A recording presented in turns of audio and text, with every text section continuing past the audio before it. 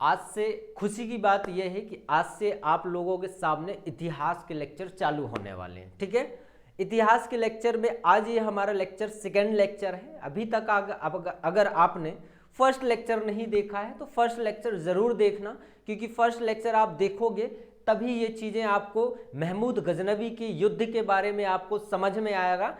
बड़े ही अच्छे से मैंने आपको समझाए हैं, तो कोशिश करना कि आप स्टोरी को समझना। बैकग्राउंड अगर आपका बन जाएगा तो कोई भी चीज़ें आपको दिक्कत बिल्कुल भी नहीं होंगे। ठीक है, तो आज हम लोग देखो, मोहम्मद बिन कासिम भारत पर पहली बार आक्रमण किया था। कहा जाता सिंध का राजा दाहिर को हराया था और कुछ षड्यंत्र के जरिए मोहम्मद बिन कासिम को मार दिया गया था और वापस अरब पहुंचा दिया गया था। तो भारत में अभी भी कोई भी मुस्लिम आक्रमणकारी यहां पर पूर्ण रूप से स्थापित नहीं हुआ।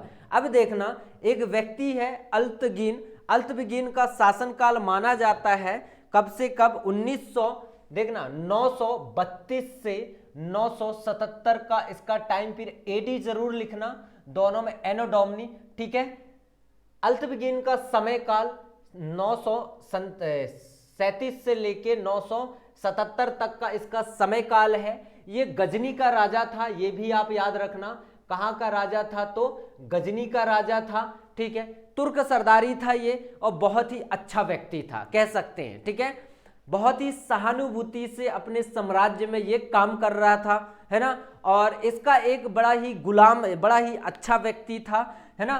तो इसने एक व्यक्ति गुलाम बनाया जिसका नाम है सुबुत्तगीन। ठीक है, सुबुत्तगीन इसका क्या था? गुलाम था। बाद में अपनी बेटी से इसकी शादी करवा दिया, तो शादी करवाने के बाद में ये अब इसका दामाद बन गया। ठीक है, अल्तविगीन की मृत्यु 977 एडी में हो गया, और 977 से लेके 977 एडी से लेके कब तक? 997 एडी तक इसने शासन किया। मतलब अल्तविगीन की मृत्यु के बाद सुबुत्तगीन ने कहां पर?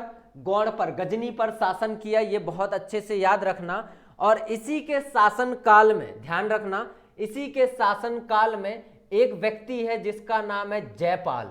ठीक है, जयपाल से इसका मुकाबला हुआ, है ना। जयपाल जो है वो कौन है? पंजाब का राजा है। ये पॉइंट याद रखना। कहाँ का राजा? पंजाब का राजा। एक पॉइंट और याद रखना, ये व्यक्ति हिंदू शाही वंश का राजा था। ये हिंदू शाही वंश का राजा था, ये पॉइंट भी याद रखना। इसका जो साम्राज्य था वो गज्जक तक इसका साम्राज्य फैला था।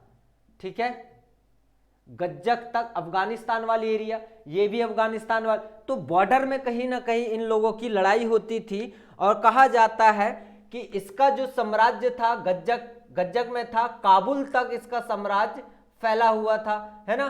तो कहीं ना कहीं दोनों में कुछ ना कुछ बात को लेके भिड़ंत होती रहती थी। कहा जाता है अफगानिस्तान में गज्जक, है ना, इन दोनों के बीच में लड़ाई हुई और जयपाल हार गया। मगर जयपाल तो हारा, मगर सुबुत्तगीन को भारत की ओर आगे नहीं बढ़ने दिया। ये पॉइंट को भी आप याद रखना। ठीक है, इसका मुकाबला, सुबुत्तगीन का मुकाबला जयपाल से हुआ, मगर जयपाल हार गया। हारने के बाद में भी जयपाल इस युद्ध को, मतलब इस सुबुत्तगीन को भारत की ओर आगे नहीं बढ़ने दिया। सुबुत्तगीन के 2 पुत्र थे। ठीक है, याद रखना, सुबुत्तगीन के 2 पुत्र थे। एक का नाम है इस्माइल। ठीक है, एक का नाम इस्माइल और एक का नाम महमूद गजनवी। ठीक है, 2 पुत्र थे, है ना। इसकी मृत्यु कब हुई? तो इसकी मृत्यु 997 एडी में इसकी मृत्यु हो गई है। और इसकी मृत्यु के बाद में कहा जाता है शासन काल 1 वर्ष के लिए इस्माइल को दिया गया। किसे दिया गया? 1 वर्ष के लिए इस्माइल को दिया गया। 1 वर्ष भी नहीं, कम समय के लिए, क्योंकि 997 एडी से इसने शासन प्रारंभ किया। और कब तक किया? तो 998 तक, 998 एडी तक इसने शासन किया। मगर बड़ा ही होशियार और बड़ा ही चालाक व्यक्ति महमूद गजनवी था।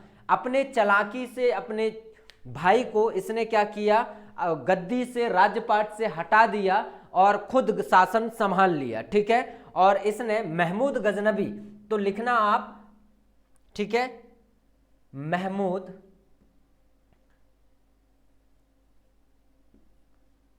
गजनबी।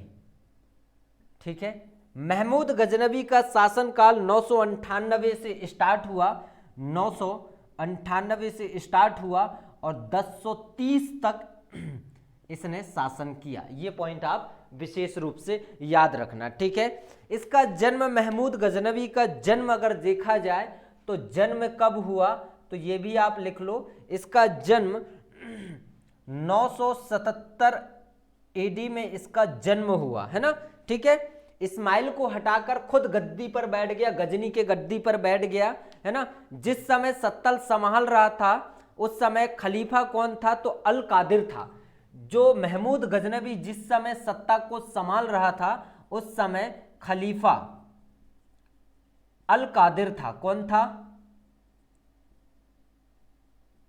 अल कादिर यहाँ का खलीफा था, गजनी का। ये पॉइंट याद रखना। ठीक है, क्वेश्चन में ये पॉइंट आते जरूर हैं। तो गजनबी से स्टार्ट करेंगे, ये थोड़ी सी स्टोरी है, इसे आप समझो। इसके बाद हम गजनबी से स्टार्ट करेंगे। ठीक है, तो पॉइंट याद रखना, गजनबी से स्टार्ट कर रहा हूं मैं चीजें। हेडिंग में आप डाल लेना गजनबी। ठीक है, गजनबी। ठीक है, महमूद गजनबी इसका पूरा नाम है ना। धर्मगुरु होते हैं, धर्मगुरु। ठीक है, धर्मगुरु कहा जाता है कैलिफ या खलीफा को। किसे कहा जाता है? खलीफा को। ठीक है, इससे मान्यता प्राप्त करके ये व्यक्ति सुल्तान की पद को धारण कर लिया। ठीक है, बहुत सारे पद को धारण किया था। यामनी वंश का अपने आप को बताता था ये व्यक्ति, यामनी वंश का हूं करके ये अपने आप को बताता था। ठीक है, इसने बहुत सारी उपाधि धारण किया। उपाधि जैसे हम बोल सकते हैं यामनी उद्दौला, ये इसकी उपाधि थी। ठीक है, एक उपाधि और धारण किया था जिसका नाम ने यामनी उल मिल्लाह, यामनी उल मिल्लाह। ये पॉइंट याद रखना, यामनी उल मिल्लाह और यामनी उद्दौला, ये दो उपाधि इसने धारण किया था। ठीक है, यामनी उद्दौला का मतलब होता है मुसलमानों का संरक्षक बोल सकते हैं या मुसलमानों का संरक्षक ही बोल सकते हो। ठीक है, और एक पद और धारण किया था जिसका नाम है सुल्तान। ठीक है, ये पद को भी इसने धारण किया हुआ था। ठीक है, अब देखना, ये व्यक्ति, एक बुक है तारिक ए, बुक को लिखना, एक इसी के बारे में है ये बुक, है ना, तारिक ए यामनी। ये बुक कभी कभी क्वेश्चन में पूछा जाता है। ठीक है, तो इसे नहीं भूलना आप। इसे लिखने वाला व्यक्ति का नाम है उत्वी, इसके एडवाइजर था, ये सलाहकार बोल सकते हैं। महमूद गजनबी का ये सलाहकार था, एडवाइजर था। एक बुक लिखा हुआ था तारिक ए यामनी, किसके सम्मान में? गजनबी के सम्मान में। ठीक है, चलो अब इसके बारे में पहला आक्रमण इस व्यक्ति ने, आक्रमण के बारे में लिख रहे हैं, तो 1000 से लेके 1001 के बीच में ये पहली बार पेशावर की लड़ाई लड़ा। कौन सी लड़ाई? पेशावर की लड़ाई लड़ा। ठीक है, ध्यान रखना, एक एक लड़ाई। इस लड़ाई में जयपाल को हराया था, इस लड़ाई में इसने जयपाल को हराया था। देखो, जब इसने सुल्तान की पद को धारण किया तभी भारत में इसने डिसाइड कर लिया था कि मैं भारत में अब क्या करूंगा, बार बार आक्रमण करूंगा। और इसका मेन उद्देश्य क्या था? मुख्य उद्देश्य था धन लूटना और धर्म का प्रचार प्रसार करना। मुख्य उद्देश्य के रूप में आप ये लिख सकते हो। ठीक है, तो ये व्यक्ति ने 1000 से 1001 के बीच में पेशावर की लड़ाई लड़ा और पेशावर की लड़ाई में किस व्यक्ति को हराया? तो जयपाल को हराया। जयपाल को हराने के बाद में इसे पकड़ के बंदी बना लिया और कुछ समय के बाद में इस जयपाल को इसने छोड़ दिया। जयपाल के 2 पुत्र थे, जिसे बोला जाता है, एक पुत्र का नाम याद रखना, बाद में ये नाम जरूर आएंगे, ठीक है। 2 पुत्र थे, एक का नाम है सुखपाल और एक का नाम है त्रिलोकपाल, ठीक है। एक का नाम है सुखपाल और एक का नाम है त्रिलोकपाल, ठीक है, 2 नाम है। त्रिलोकपाल का बेटा ही भीमपाल है, इसका बेटा है त्रिलोकपाल का, जिसका नाम है भीमपाल, ठीक है। ये नाम जरूर आएंगे आगे चल के, ये पॉइंट याद रखना, ठीक है। चलो अब समझते हैं, देखना, ये जो जयपाल था, जयपाल को बंदी तो बना लिया गया महमूद गजनबी के द्वारा और इसे बाद में छोड़ दिया गया। और इसका जो पेशावर एरिया था, यहाँ पर भारी मात्रा लूटपाट किया और लूटपाट करने के बाद में ये क्या किया, जयपाल को बोला कि जाओ, जीवन दान दे दिया तुझे, मैं छोड़ दिया। मगर जयपाल तो राजा आदमी ठहरा, ठीक है, अपमानित समझा अपने आप को। अपमानित समझने के बाद में ये जो व्यक्ति था, अपमानित तो समझा अपने आप को, तो ये व्यक्ति अपने आप को ही मार लिया, आत्महत्या कर लिया, ठीक है। तो कहीं ना कहीं 1000 से 1001 के बीच में इस पेशावर की लड़ाई में किसकी जीत हुई, तो महमूद गजनबी की जीत हुई, ठीक है। और इसके बाद में इसने एक लड़ाई लड़ा, इसके बाद में नेक्स्ट लड़ाई 1005 में इसने लड़ाई लड़ा, 1005 AD में एक लड़ाई लड़ा जिसका नाम है भटिंडा या भेर की लड़ाई, ठीक है, भटिंडा, ठीक है, इसकी लड़ाई लड़ा, भटिंडा या भटिंडा की लड़ाई लड़ा। और यहाँ का ये जो पंजाब में एरिया है, पंजाब में ही ये जगह, ठीक है, ये भी जगह पंजाब में, दोनों पंजाब में। और इसका जो राजा था वो था सुखपाल। और सुखपाल मैंने जस्ट बताया आपको, सुखपाल कौन था। सुखपाल पर इसने अटैक किया और अटैक करने के बाद में यहाँ से भी बहुत सारे धन लूटे इसने, ठीक है। धन लूटने के बाद में इस सुखपाल को भी इसने जीवन दान दे दिया और छोड़ दिया।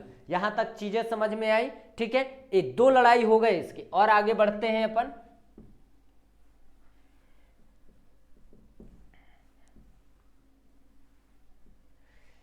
इसके बाद में ये व्यक्ति 1000 से 1006 से इसने एडी में महमूद गजनवी ने एक अटैक किया, कहां पर, मुल्तान पर, ठीक है, मुल्तान पर अटैक किया। मुल्तान का जो राजा था आनंदपाल था। यहाँ का राजा कौन था, तो याद रखना, आनंदपाल यहाँ का राजा था, याद रहेगा, ठीक है। और कहा जाता है आनंदपाल भी महमूद गजनबी के आक्रमण को झेल नहीं पाया और ये नमक की पहाड़ी में, कहां पर, नमक की पहाड़ी में जाके ये छुप गया, ठीक है।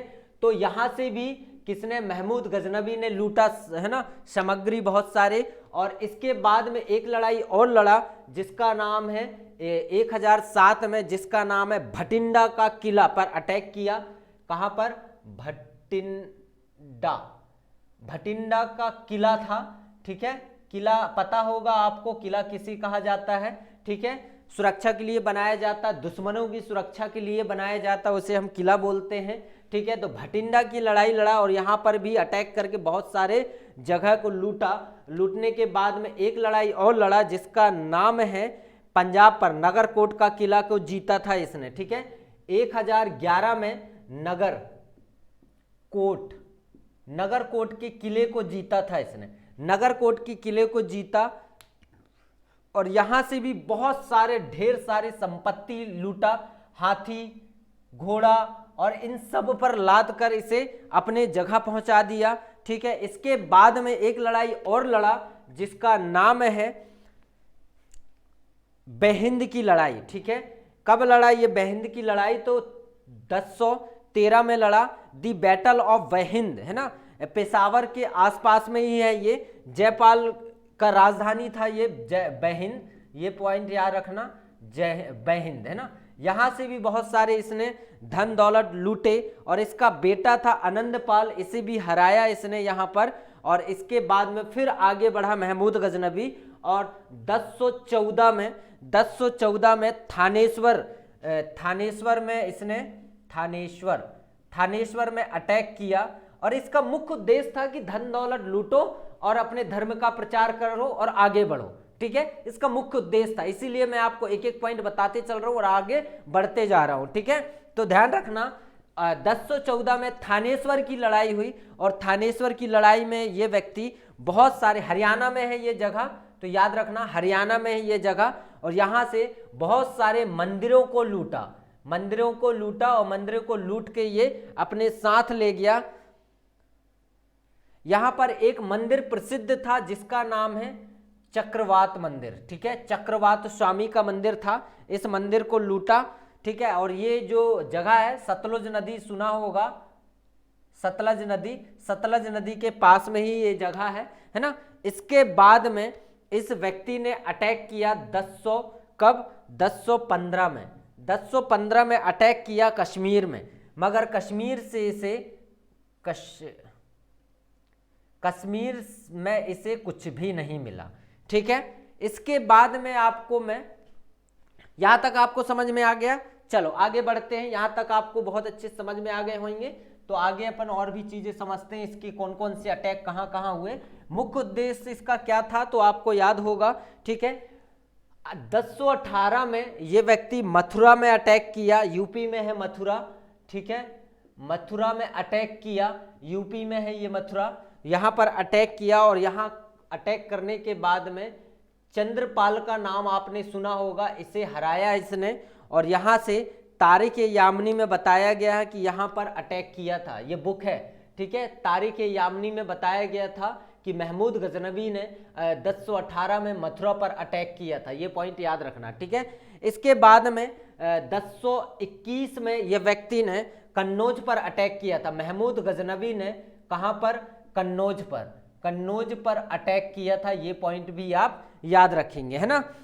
गुर्जर प्रतिहार ने गौड़ वंश को, चंदेल वंश को भी इसने हराया था, और यहां से बहुत सारे ढेर सारी संपत्ति लूट के ले गया। ठीक है, इसके बाद में 1023 में ग्वालियर पर अटैक किया था, ये पॉइंट भी याद रखना, ग्वालियर पर भी अटैक किया था, है ना। और ग्वालियर का जो राजा था, चंदेल वंश का राजा था विद्याधर, जिसका नाम है विद्याधर।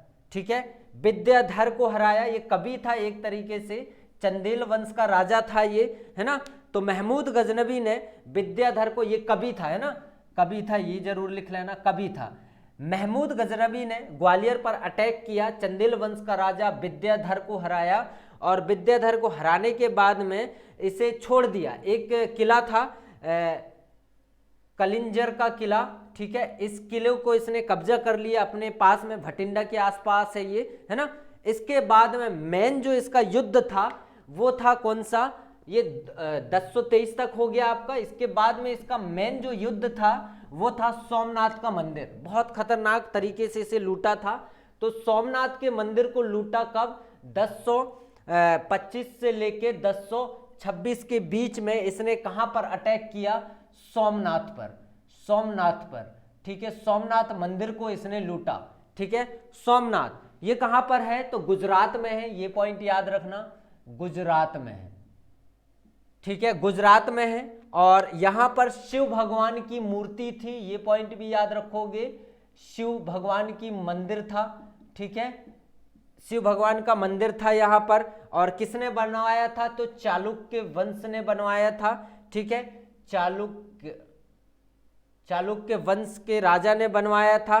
ठीक है, और शिव भगवान की जो सोने की मूर्ति थी, सोने की मूर्ति से इसने लूटा, और यहां से बहुत सारे ढेर संपत्ति इसने, कहा जाता है यहां पर चकमक पत्थर का प्रयोग किया गया था सोमनाथ मंदिर को बनवाने के लिए। ठीक है, जब महमूद गजनवी अंदर घुसा, सोमनाथ मंदिर के अंदर घुसा, तो अकबका गया ये, अरे बाप रे ये क्या हो गया, क्योंकि वो वही हेरा फेरी मूवी देखा होगा आपने। हेरा फेरी मूवी में अक्षय कुमार जब अंदर जाता है तो वो शीशा में एक दूसरे को देखता है, तो उसे रास्ता अंदर जाने के लिए नहीं मिलता, वैसे ही चकमक पत्थर होता है। आप देखोगे, जितना ज्यादा देखोगे उतने ही आप दिखोगे, इसके अलावा और कोई नहीं दिखेगा। तो गजनवी यहां अंदर गया और अकबका गया, इसे रास्ता नहीं मिल रहा था अंदर जाने के लिए, कहा जाता है इसे रास्ता ही नहीं मिला। बड़ी मुश्किल और बड़ी ही मेहनत के बाद इसे रास्ता मिला, और रास्ता मिलने के बाद में कहा जाता है सोमनाथ मंदिर को लूटा बहुत ही भयानक तरीके से, और यहाँ से जो भी चीजें इसने लूटा था, मक्का, मदीना और मक्का, गजनी और मदीना, मदीना, ठीक है, गजनी, ये 3 जगह यहां से सामान लूट के पहुंचाया था। ये पॉइंट याद रखना, बहुत ही ज्यादा जरूरी है। और इतना ज्यादा लूटा इसने, कहा जाता है कि ये सारे सैनिकों को आज्ञा दिया कि भाई एक काम करो, यहां से सामग्री तो लूट ली है इसने, बहुत ज्यादा ढेर संपत्ति, इसे पहले से ही पता था कि भाई भारत को सोने की चिड़िया प्राचीन काल में कहा गया है, तो कहीं ना कहीं यहां पर हमें बहुत ही अच्छे रूप में सोने चांदी बहुत सारे हमें मिलेंगे, जेवरात मिलेंगे। तो एक काम करो, भारत पर बार बार अटैक करो, क्योंकि जितना अटैक करोगे उतनी ही ज्यादा धन दौलत आपको प्रोवाइड होंगे, मिलता चलेगा। तो इतना ज्यादा लूट लिया कि सैनिकों को इन्होंने क्या किया, मक्का, मदीना और गजनी यहां से सामान लूट के पहुंचा दिया, 3 जगह पहुंचाया। और जब लास्ट में कहा जाता छतरी को चुराया, तो लास्ट में इसके पास में कोई भी सेना नहीं बचा, अकेले बच गया, ठीक है। तो इसने बोला कि अकेले जब बचा जाते समय, तो एक पंडित को पकड़ा इसने, पकड़ने के बाद में उससे बोला कि भाई एक काम करो, तुम मुझे रास्ता दिखाओ गजनी जाने का। तो ये पंडित था, पंडित ने इसे क्या किया, रास्ते में ही भटका दिया, ठीक है, रेगिस्तान के जंगल में या रेगिस्तान में ही उसे भटकाता रहा। बाद में गजनबी समझ गया कि ये जो पंडित है ये मुझे भटका रहा है, तो उसे मार दिया। दूसरे पंडित को पकड़ा, उसने रास्ता दिखाया, मगर ये व्यक्ति सिंध के रास्ते में फंस गया। सिंध के रास्ते में ये व्यक्ति गया, सिंध वाले रास्ते में, ठीक है, सिंध वाले रास्ते में ये गया। तो सिंध वाले रास्ते में जो आम जाट रहते थे, वो जाट इसे भयानक मारे, और इसके जितने भी जेवरात थे, जितने भी धन दौलत इसने लूटा था, वो सारे धन दौलत सिंध के जो जाट थे वो लूट ले गए। अब ये अपने जान को बचा के भगा गजनी की ओर, और लास्ट अभियान कहा जाता है, लास्ट अभियान 1027 में सिंध पर अटैक किया था। अब आपको पता हो गया होगा सिंध पर इसने क्यों अटैक किया था, ठीक है। चलो, महमूद गजनबी को मलेरिया कहा जाता है, इसकी मृत्यु, महमूद गजनबी की मृत्यु मलेरिया के कारण हुआ था, ये कहा जाता है। एक इसके दरबारी कवि है, ठीक है, दरबारी कवि जिसका नाम है अलवर्नी। क्या नाम है? अलवर्नी, ये नाम याद रखना, अलवर्नी, ठीक है। इसका एक बुक है तहकीक ए हिंद, ठीक है, ये हिंद, ये पॉइंट, ये बुक है, ये इसका है ना। इस बुक को लिखने वाला, किताब ऑल हिंद भी बोला जाता है इसे, ठीक है, किताब ए हिंद के नाम से भी इसे जाना जाता है, ठीक है ना। और इसे 11वीं शताब्दी में, 11वीं शताब्दी में भारत का दर्पण, 11वीं शताब्दी का, इसे लिखना 11वीं शताब्दी का, सेंचुरी लिख लो आप डायरेक्ट, है ना, या शताब्दी ही लिखो, शताब्दी, 11वीं शताब्दी का भारत का दर्पण कहा गया है इसे, इस बुक को, ठीक है। Mirror of 11th century of India, ये पॉइंट याद रखना, ठीक है। अल फिरदौसी ने एक बुक लिखा था, ये पॉइंट याद रहा, इसका एक बुक है जिसका नाम है ये, है ना। चलो, इसके बाद में अल फिरदौसी भी इसका दरबारी कवि था, अल फिरदौसी,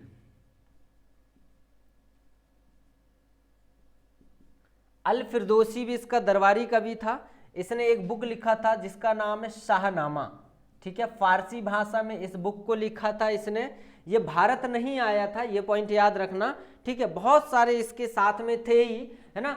तो आशा करता हूं आपको महमूद गजनबी की स्टोरी बहुत अच्छे से याद हो गया होगा, समझ में आ गया होगा। ये व्यक्ति भारत में किस उद्देश्य से आया था, धन लूटना, धन लूट के ये सीधा चला गया। इसके बाद में बहुत सारे काम भी किया इसने, ऐसा नहीं है, ठीक है। तो कहीं ना कहीं ये जो व्यक्ति था भारत की अर्थव्यवस्था को बहुत ही ज्यादा डाउन किया था, क्योंकि ये बहुत सारे धन दौलत लूट के यहाँ से ले गया था, है ना। इसके बाद में मैं बताऊंगा, इसके बाद में कुछ समय के बाद में इसकी मृत्यु हो जाती है ना। इसके बाद में कल हम जब पढ़ेंगे तो मोहम्मद गौरी के बारे में पढ़ेंगे। मोहम्मद गौरी के बारे में पढ़ना बहुत ही ज़्यादा ज़रूरी है। तो आज की लेक्चर आपको बहुत अच्छे समझ में आया होगा। कल हम मिलेंगे मोहम्मद गौरी के साथ में, आयोग की क्लास भी चल रही है तो आयोग की क्लास भी आप देखना ना भूलें। इसके साथ में इकोनॉमिक क्लास भी आपको मिलना चालू हो चुके हैं तो उसकी क्लास को भी आप देखना बिल्कुल भी ना भूलें। आज के लिए बहुत बहुत धन्यवाद। अगर अभी तक आपने चैनल को सब्सक्राइब नहीं किया तो कर लो और साथ साथ में लोगों को शेयर करना भी बिल्कुल भी ना भूलो, ठीक है। आप जैसे बोलोगे मैं वैसे ही पढ़ाऊंगा क्योंकि आपको पढ़ना है, ठीक है, तो ध्यान रखना। चलो आगे बढ़ते हैं, कल हम मिलते हैं एक नए वीडियो के साथ में।